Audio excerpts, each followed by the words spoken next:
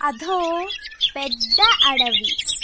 అందులో పెద్ద పెద్ద జింకలున్నాయి. అవి అన్నీ అక్కడ ఉన్న గడ్డిని తింటున్నాయి.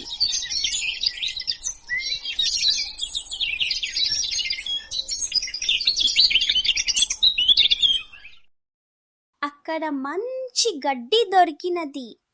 అవి మంచిగా తింటున్నాయి. కానీ ఇంతలోపే అక్కడ పెద్ద గర్జన వస్తోంది. అది పెద్ద పులి గర్జన. అమ్మో, పెద్ద పులి వస్తోంది, పారిపోండి. మీరు తొందరగా పారిపోతే మీ ప్రాణాలు మీకు దక్కుతాయి, లేకపోతే మీ ప్రాణాలు పోతాయి అని హెచ్చరించింది పెద్ద జింక.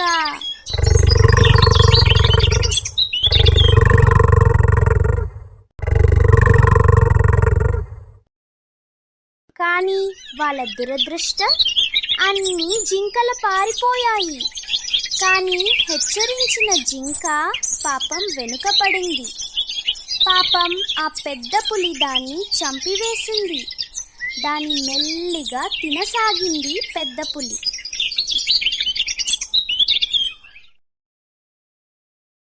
అప్పుడే అక్కడికి ఒక తోడేలు రాసాగింది. అది మెల్లిగా ఆ పెద్ద పులి వద్దకు వస్తోంది.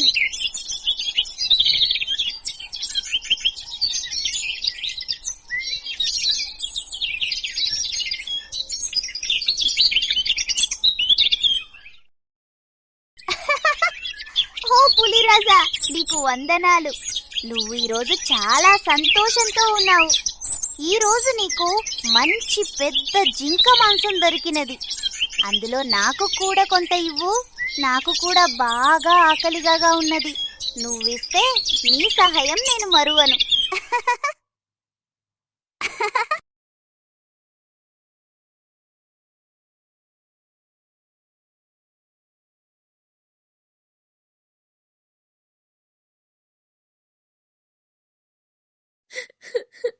ఓ తోడేలు రాజా, నువ్వు అడిగినట్లు ఈ మాంసం నాది.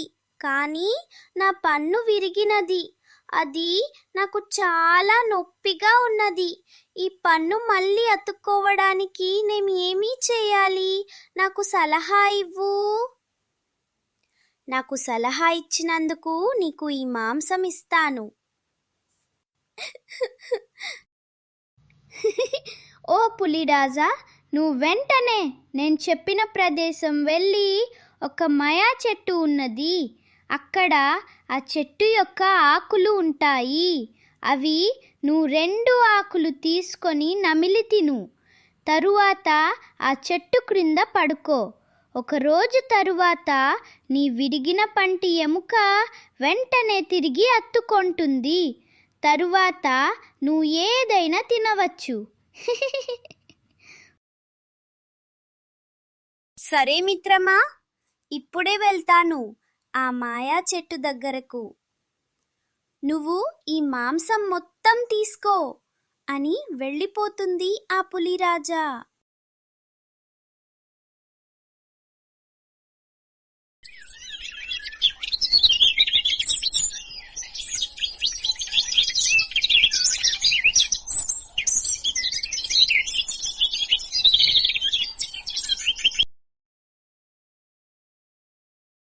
అప్పుడే పులి అడవి నుంచి మెల్లిగా ఆ మాయా చెట్టు వద్దకు వస్తోంది.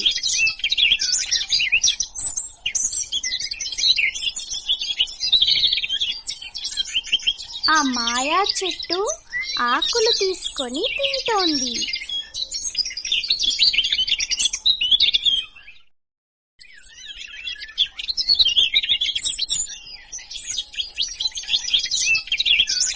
ఆ మాయా చెట్టు ఆకులు తిన్న తర్వాత దానికి బాగా నిద్ర వచ్చింది.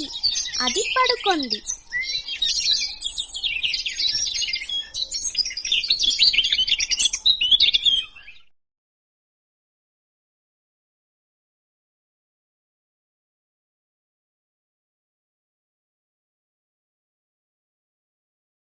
నిద్ర నుంచి లేచిన వెంబడి తన పన్నును చూసుకొన్నది ఆ పెద్ద పులి. విచిత్రం, తన విరిగిన పన్ను తిరిగి అతుకొన్నది. తన పన్నుతో ఇప్పుడు మంచిగా మాంసం తినవచ్చు. ఆ తోడేలు తనకు ఈ మాయా చెట్టు గురించి చెప్పినందుకు దానికి నేను ఎప్పుడు కృతజ్ఞతగా ఉండాలి అని అనుకొని అక్కడ నుంచి వెళ్ళిపోయినది ఆ పెద్ద పులి.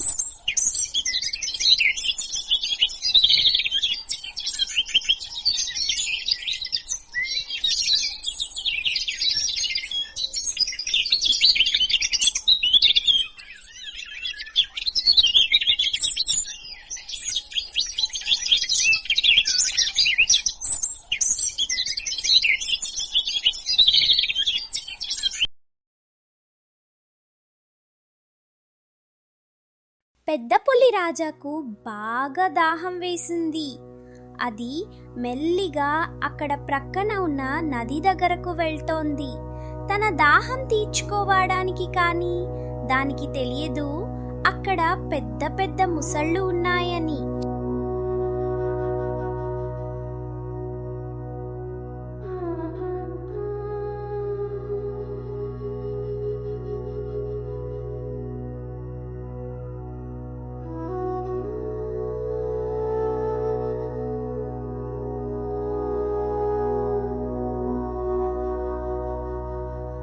అక్కడనే ఒక ముసలి ఉన్నది. అది మెల్లిగా వస్తుంది. ఆ పెద్ద పులిని చూసి దాని దగ్గరకు వేగంగా వస్తుంది ముసలి.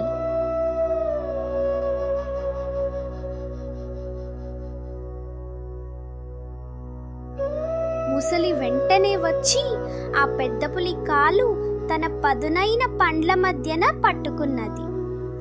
పెద్ద పులి ఈ జరిగిన సంఘటనకు చాలా భయం వేసింది పెద్ద పులికి.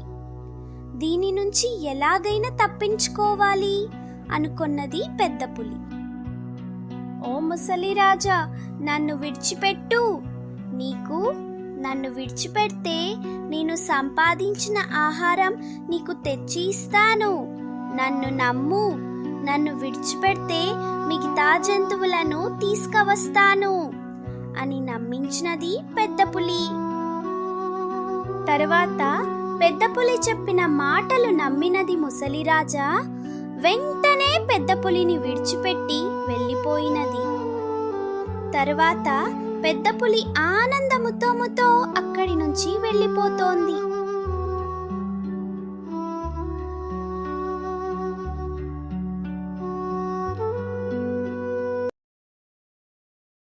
ఒక వేటగాడు అడవికి వస్తున్నాడు.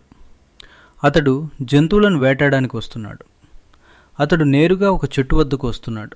మరియు అతడు ఒక వల తీసుకుని అతడు జంతువులకు ఏరాగా ఒక మేకను తీసుకుని వస్తున్నాడు ఆ వేటగాడు. ఆ వేటగాడికి ఒక చెట్టు కనిపించినది. అతడు మెల్లిగా ఆ చెట్టు వద్దకు వెళ్తున్నాడు.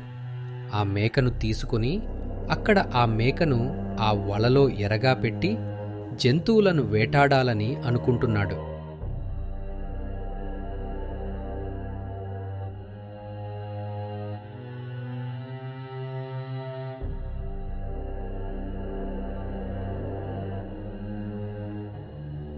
ఇప్పుడు సరిగ్గా ఆ చెట్టు వద్దకు వచ్చి ఒక్కొక్క వలలో ఆ మేకను ఎరగా పెట్టి పైకొమ్మపై పడుకున్నాడు ఆ వేటగాడు.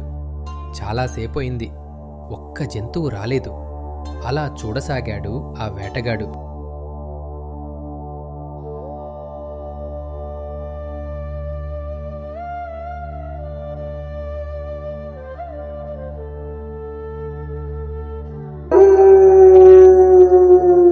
బాగా రాత్రి అవుతోంది. మెల్లిగా నక్కల ఊలలు వినిపిస్తున్నాయి దూరంలో. వేటగాడికి చాలా భయంగా ఉంది ఆ నక్కల శబ్దాలకు. సరే, ఎలాగైనా ఈరోజు ఒక జంతువును ఇంటికి తీసుకువెళ్ళాలి అని అనుకున్నాడు ఆ వేటగాడు.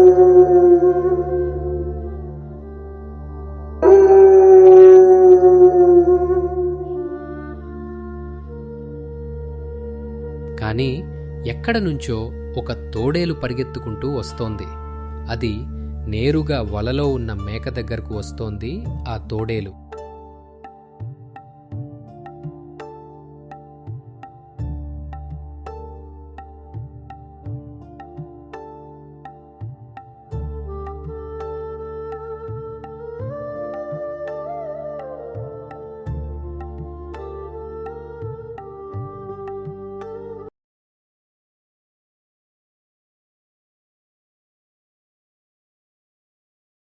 అప్పుడే తెల్లారింది. నిద్రలేచి తన వలలో ఉన్న తోడేలు చూసి బాగా సంతోషపడేను ఆ వేటగాడు. ఇప్పుడే ఆ తోడేలు తీసుకువెళ్ళి దానిని జంతు ప్రదర్శనశాల అమ్మివేస్తే బాగా డబ్బులొస్తాయి అనుకున్నాడు ఆ వేటగాడు. సంతోషం పట్టలేక గంతులు వెయ్యసాగిను ఆ వేటగాడు.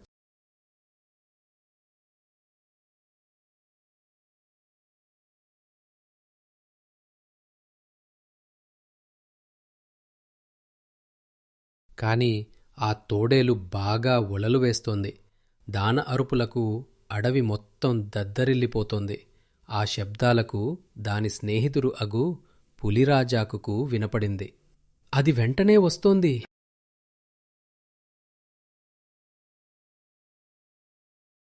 ఆ పులి శబ్దాలకు ఆ వేటగాడు మరియు ఆ మేకను తీసుకుని పారిపోయారు.